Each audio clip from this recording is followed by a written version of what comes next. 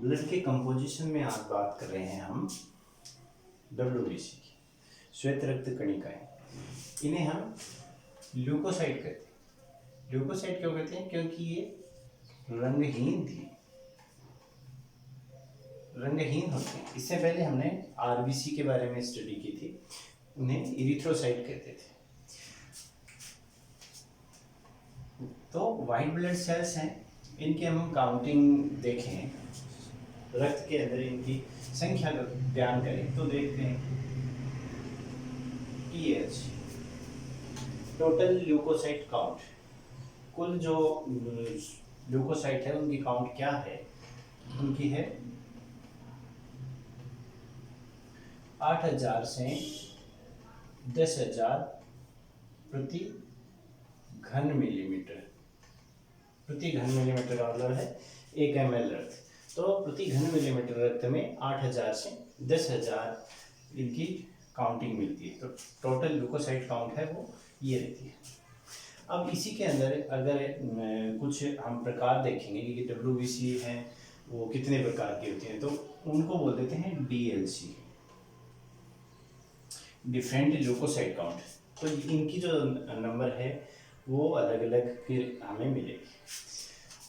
अब ये जो नंबर है इससे या तो कम होती रहती हैं या ज़्यादा हो जाती हैं। किसी कारण से कम हो जाती हैं तो किसी कारण से बढ़ जाती है। अगर जैसे इनकी संख्या ज़्यादा हो गई तो इसको ल्यूकोसाइटोसिस बोलते हैं।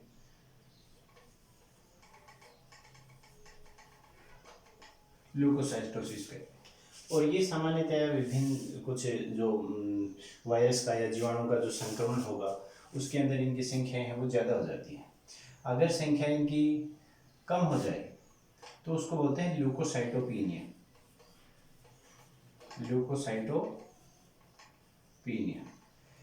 ये सामान्यतः एड्स के अंदर या टाइफाइड के अंदर, तो इसमें इनकी संख्या है वो TLC से कम हो जाती है। तो इनकी संख्या है वो कम या अधिक होती रहती है। अब हम इसके प्रकार के बारे में देखें कि कितनी प्रकार की होती है। तो कोशिका द्रव्य व केंद्र के आधार पर, कोशिका द्रव्य व केंद्र के आधार पर ल्यूकोसाइट है वो 2 प्रकार की होती है। एक तो आती है कणिकामय या उसको बोलते हैं ग्रेनुलोसाइट, और दूसरी होती है अकणिकामय या एग्रेनुलोसाइट।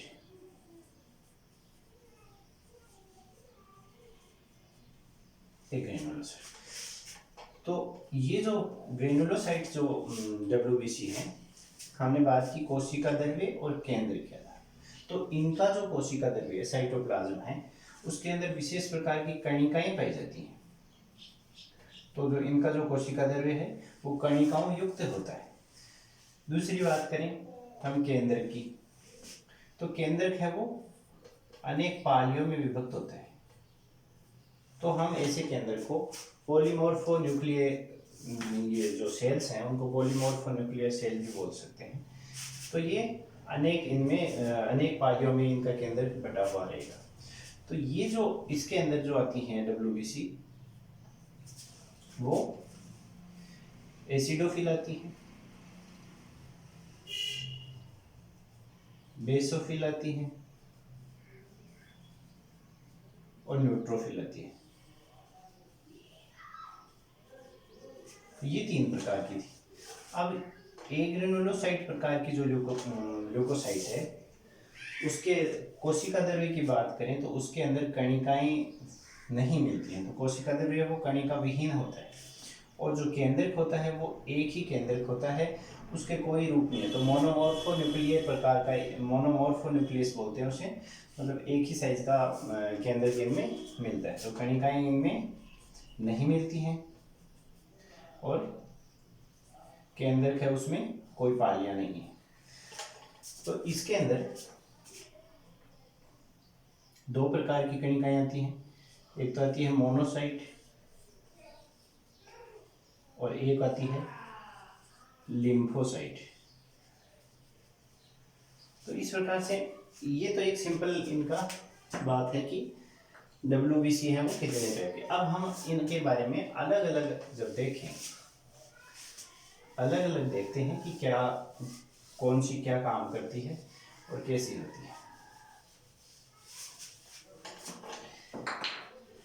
पहले ग्रेनुलोसाइट के अंदर हम देखते हैं, पहली प्रकार की आती है एसिडोफिल।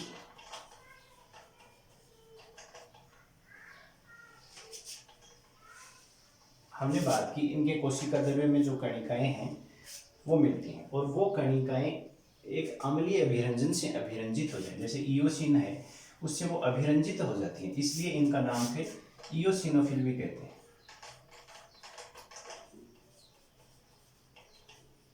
तो ये इयोसिनोफिल भी हैं। तो ये किस प्रकार के अभिरंजन से अभिरंजित हो जाती है? अम्लीय अभिरंजन से। दूसरी बात इसके केंद्रक की आती है। तो केंद्रक है वो दो पालियों में बटा हुआ केंद्रक मिलता है, जैसे कि WBC हो और इसका जो केंद्रक है वो ऐसे दो पालियों में बटा हुआ केंद्रक मिलेगा। तो बाकी का साइटोप्लाज्म, तो दो पालियों में बटा हुआ केंद्रक मिलता है। अब इनकी कार्य, ये काम क्या करती है? हर WBC के अलग अलग फंक्शन है। तो इसका कार्य है कि ये एलर्जी के समय, किसी भी प्रकार की एलर्जी हो उसके समय ज़्यादा एक्टिव होती है और उस समय ये हिस्टामिन का स्रावन करती हैं। इसके साथ हिस्टामिन क्या होता है कि हिस्टामिन वाहिनी संकुचक होता है, वाहिनियों को संकुचित करता है, जिससे एलर्जी है वो उसकी इफेक्ट है वो कम हो जाती है। तो ये इस कोई भी जीवाणु या हम कहते हैं जैसे हे फीवर है जो परागकणों से है, ये अगर जैसे श्वास के द्वारा या वायु से हमारे साथ आते हैं तो उनसे जो एलर्जी होती है, या किसी सूक्ष्म जीव से जब एलर्जी होती है तो ये उस जीव को ऊपर पहुंच जाती हैं और उसकी जो देह बीती है उसको घोल कर उसको नष्ट कर देती है। तो उससे उस जीव की है वो डेथ हो जाती है। दूसरी आती है बेसोफिल। बेसोफिल अगर हमें टोटल जो TLC थी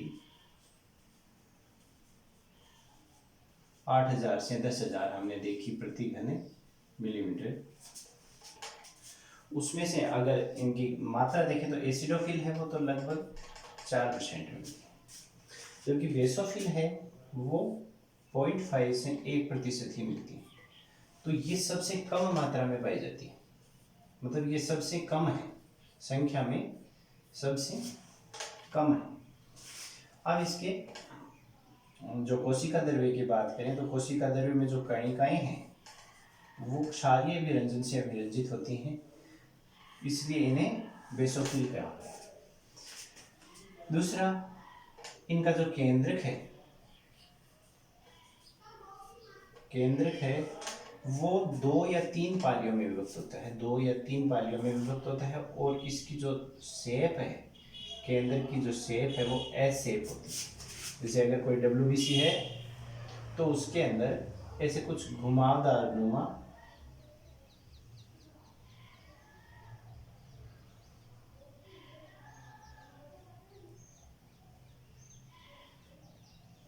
इस प्रकार से ऐसे 2 या 3 पालियों में एस शेप में ऐसे घुमाव होगा थोड़ा सा, और उस घुमाव नुमा ये इनका केंद्रक होता है।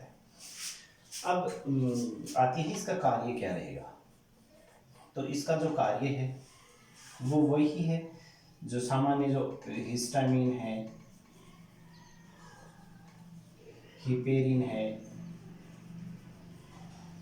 इनका रक्त के अंदर प्रवाह का काम की बात, प्रवाह का जो फंक्शन है हिस्टामिन, हिपेरिन, इनको पहुंचाने का जो काम होगा वो बेसोफिल का होगा। इसके बाद में तीसरे नंबर पर आती है न्यूट्रोफिल।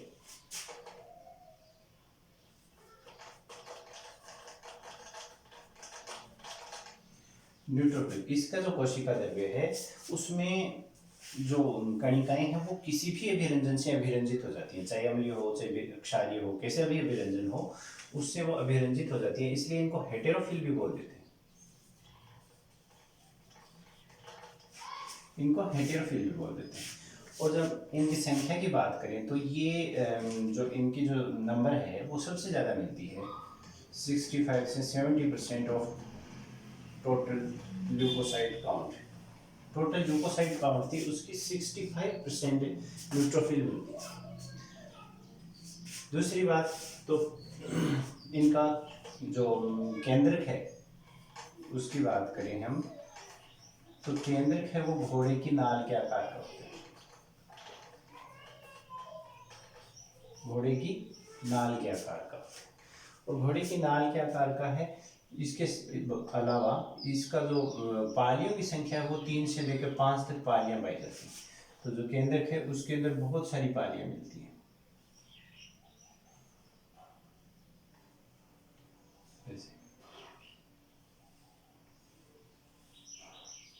तो ऐसे बहुत सी पालियां मिलती हैं। तो घोड़े के नाल के आकार का है और सबसे अधिक पालियां, तो सर्वाधिक पाली इसी के अंदर मिलती है, सर्वाधिक पालियां। इसके अलावा ये जो WBC हैं उनमें हम कह दें कि ये छोटे ही आकार की हैं, और फिर इनकी जो कार्य है वो हम कहें कि तो ये फेगोसाइटिक प्रवृत्ति की होती है, भक्षाणुपयोगी।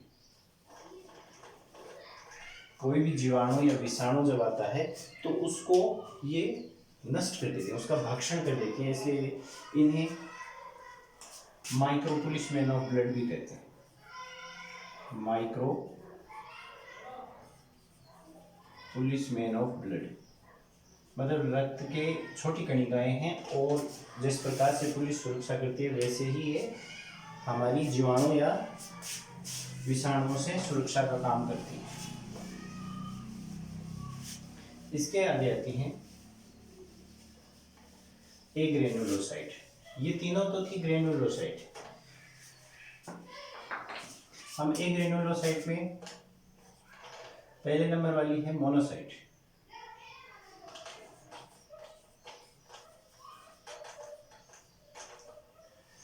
ये सबसे बड़े आकार की होती है, सबसे बड़ी WBC है और सबसे बड़ी रक्त कणिका है, सबसे बड़ी WBC और सबसे बड़ी ब्लड कार्ब सेल्स है, मतलब RBC से भी बड़ी है, और हम जितनी भी WBC हैं उनमें सबसे बड़ी है। इनमें जो केंद्रक है, केंद्रक है वो सामान्य हम कहते हैं कि सेम के बीज की आकृति का केंद्रक है, या किडनी जैसा केंद्रक होता है। और इसके अंदर जो कणिकाएं हैं वो मिलती नहीं है, ये बात हमने पहले भी कर दी कि ये ए ग्रेनुलोसाइट है, ये ए ग्रेनुलोसाइट है। तो केंद्रक है वो सामान्यतया ऐसे सेम के बीज जैसा केंद्रक ये मिलता है, आकार में सबसे बड़ी है। तो इन्हें जो नेचर है, हम इनके जो कार्य की बात करें तो ये भी वायरस या जीवाणु जो भी हैं उनका भक्षण का काम करती हैं, फेगोसाइटिक नेचर की होती हैं, इसलिए इनको मैक्रोपुलिसमैन ऑफ ब्लड भी कहते हैं, मैक्रोपुलिसमैन ऑफ ब्लड कहा जाता है। इसके बाद आती है लिम्फोसाइट।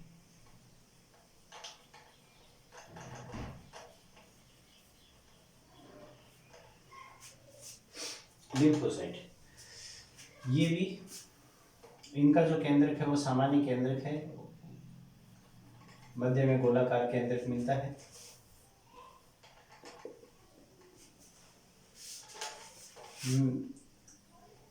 हमें बात करें लिम्फोसाइट की, तो ये दो प्रकार की होती है। एक होती है टी लिम्फोसाइट और दूसरी होती है बी लिम्फोसाइट।